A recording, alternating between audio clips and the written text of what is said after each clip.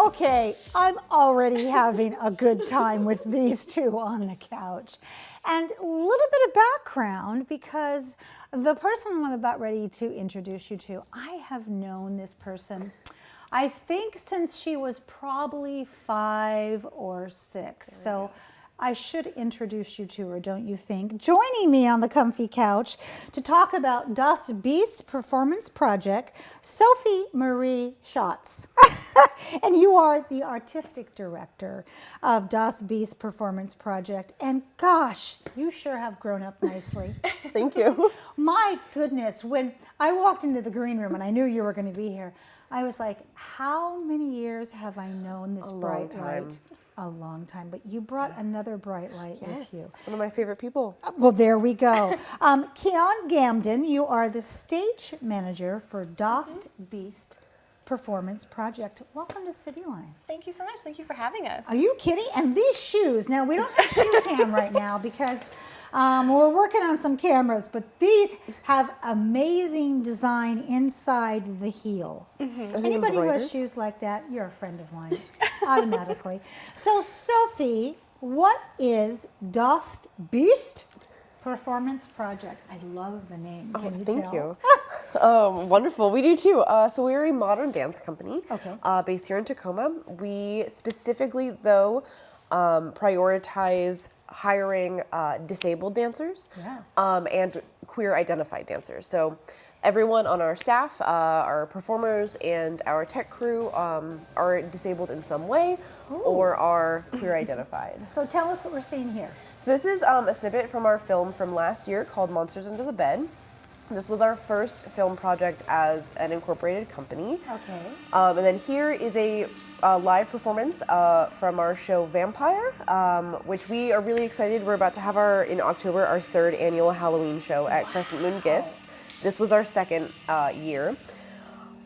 This is also part of Vampire. So that show was all inspired by different pop culture vampires. Yes. So this is in reference to Carmilla. The novel, the piece you just saw, was inspired by the comic and movie 28 Days Later. Not 28 Days Later.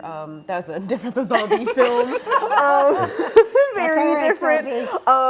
30 Days of Night. Yes. That's a vampire one. We also had a rave scene that was inspired by Blade. We had Keon's amazing wife, who's one of our dancers, did a Nosferatu inspired piece. It was a lot of fun. God, you just don't sit still, do you? No. Absolutely. So when we think about, you mentioned the kind of dance you create, modern choreography. What kinds of themes does your dance work cover? Would you like to grab that? Yeah, our themes usually, we are interested in folklore, we're interested in exploring disability, where we explore queer identity. We kind of run the gambit for a lot of different experiences. We play in horror as well, as you saw with Vampire. And yeah, that's... Yeah, our last piece that we just finished filming, called Blood in the Grove, is inspired by the dancing plague of 1515, which is 1518, which was a ton of fun to film. It was so much fun. So we play with a lot of different sort of storytelling. There was a dancing plague of 1518. Yes. You know, I can't let this go. So tell me about it. Oh, it was, it happened in France. Okay. And it started with one person. It was a woman who just started moving and she couldn't stop. And reportedly, she danced for several days until her community took her to a shrine, and that's the last she appears in the historical record. But then the entire community started to dance, and there is recorded deaths from it.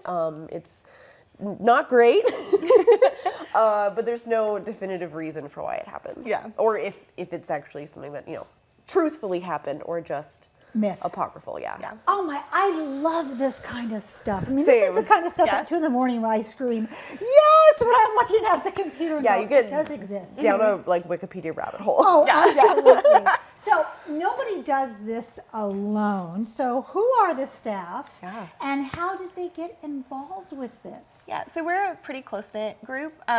We started about a year ago. And we kind of just pulled artists that we knew together. Before we were a company, we did a show called Arachne and Athena. And Sophie was looking for a lighting designer, and one of our dancers was like, hey, I know one of those. And Sophie approached me, and I got added to the crew. We have Ozzy, our resident sound designer. We have a person who composes music, your spouse. Yes. Yes. So we're really lucky to have all original scores for our work. Yeah. Which is Yes, really you amazing. are. Yeah. And then Who are our dancers? our dancers. Yeah. So we have 4 dancers at the moment. We had auditions, they all came in. We have Karis, who is comes from a ballet and modern background. We have Hazel, who is my spouse, very new to dancing, but she picks up everything, a little bit of everything from everybody. And Love then that. V and Ruthie come from improvisational dance backgrounds. Wow. And we just have people we're a very collaborative group, so everyone contributes choreography, everyone contributes ideas for production, and it's a really, really fun group. I love that. It feels like it's just a collective that moves Yeah. together. Yes. Exactly. And you know what? That's an easy sentence to say. That is not an easy sentence to audition and work with, because everybody has at times a different idea of where they stand in that dance and who they're dancing with. Tell me, how can the public view your work? Is it YouTube? Are there dates we can come see this? So that's a twofold question. All of our past work exists on our YouTube. Yeah. And on our website. I would say the website is the best place to check it out. It has everything chronologically, and then we have several shows coming up, which you have information on. I do, yes. So this Saturday, actually, we have a live right. performance for Midsummer, Dark Tales of Dark Lore. It's put on by Dragon Vein Studios in Yelm. We have a little Fae piece that we're going to be performing, as well as a booth. And then we're going to be performing at Tacoma Pride on July 13th. Yeah, I'm very excited.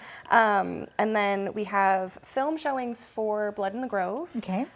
We have a Zoom film showing on July 27th and August 17th.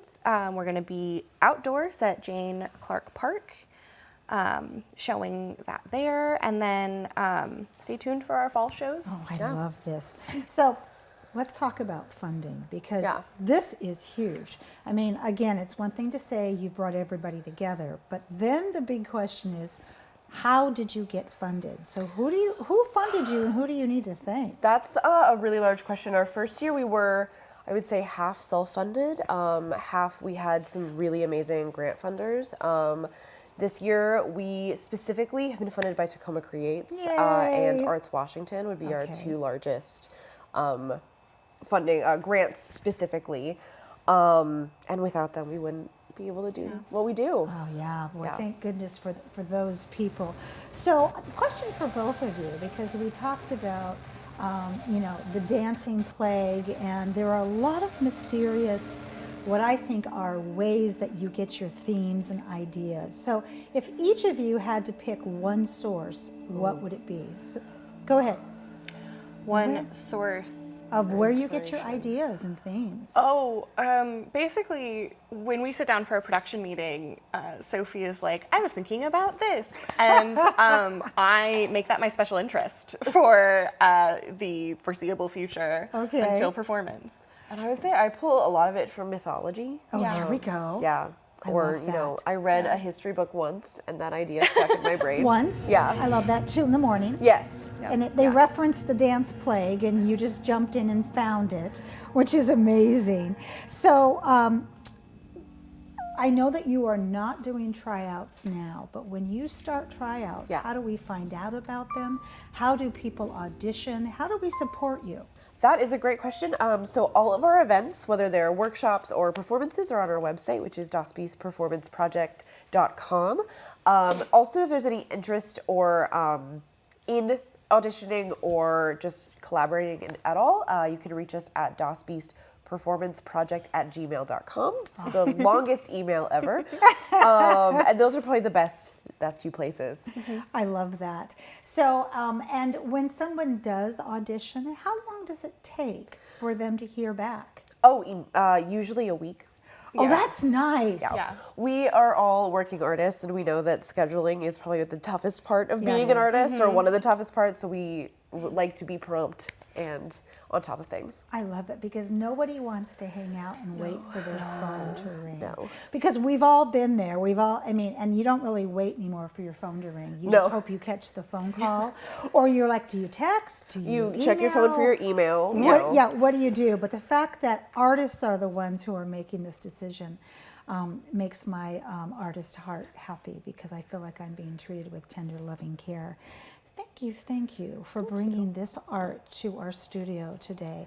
And the next time we have you on, because there will be a next time, I want you to bring a dancer. We have space over here. We could be doing some serious choreography over in the eating area, okay? Amazing. Perfect. So you two come back, bring some friends, and Perfect. then we'll ask Lisa to provide dessert. Wonderful. All right, Even better. All right. We have much more to come on Cityline. Don't go away. We'll be right back.